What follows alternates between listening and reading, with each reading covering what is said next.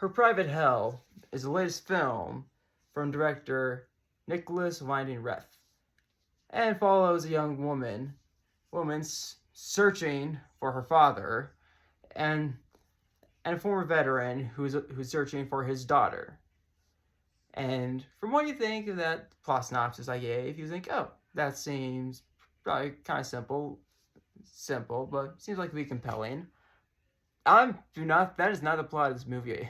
Like that is like half of the film maybe is that, but Her Private Hell is a vibes movie. Is the best I can say about it. I know the plot is very minimalistic. You don't see a lot of characters really doing stuff or really, I guess, really pushing the narrative forward. It feels very much like we're just moving from one scene to the next.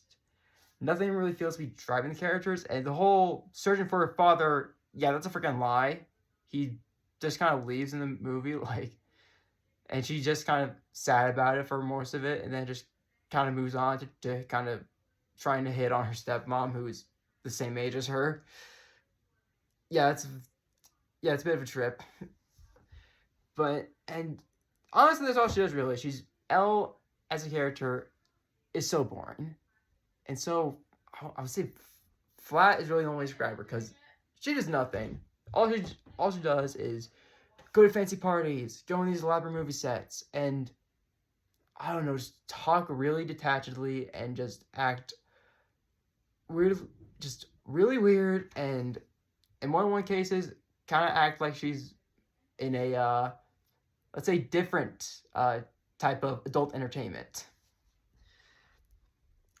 and which is it just feels like watching a completely different film when she's on screen, and then when we go to like Charles Melton's character, Private K, it's like we're in freaking John Wick. Like I feel like it's like watching two different films that just don't mesh, and then it culminates in the final act where it doesn't feel like it meshes. Like this is the first time she sees Private K in like the last 5 minutes of the film, and they don't say a single word to each other. There's no connection with them. The stories don't mesh at all. In fact, I don't even know why he was even in it. The character's even in it to begin with. Like he's honestly the only one. I think he's only added because without him, the movie's pretty boring, and really a slog to sit through. And just going on with the antagonist of the film, the Leatherman, is very boring. Like he's supposed to be this like demon monster who goes after kills young women and kidnaps little girls.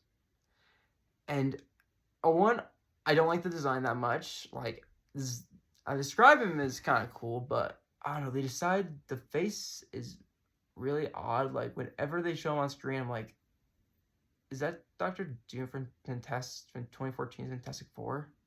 Like, of all the designs to go for, that's the design you're going to copy? I don't find him, he's not intimidating very much throughout the film, and doesn't really seem like a threat for most. And when you do finally meet him, it just kind of feels like going through the motions. Like, oh wow, I wonder what will happen here. There's no tension in the final fight, and it just feels very kind of haphazardly put together, and just kind of just doesn't really feel like we built towards this. Like, feels very random and spontaneous, and just nothing with it really felt like this was what we built towards. This entire film, we built toward this. It just kind of, it feels like it just ends.